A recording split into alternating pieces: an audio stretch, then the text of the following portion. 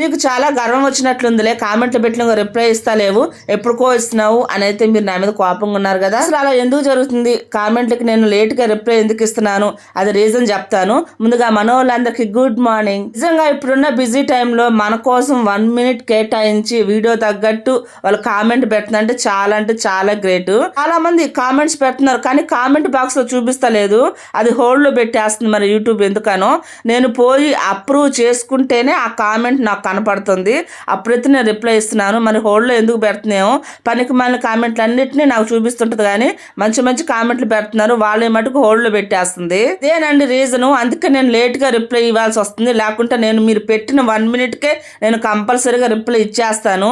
Late అవుతుందంటే ఇదేను, నేను approve పెట్టుకుంటేనే నాకు ఆ కామెంట్ని డిస్ప్లే చేస్తుంది. ప్లీజ్ అబ్బాయి, ఈ ప్రాబ్లమ్ని అర్థం చేసుకుంటా అనుకుంటున్నాను. ఎందుకు మా ముంగిట్లో నేను వేసి ముగ్గు ఎలా ఉందో కామెంట్ చేయడం మర్చిపోవద్దు. లక్ష్మీదేవి కాల ఉట్టి పడుతుందబ్బా.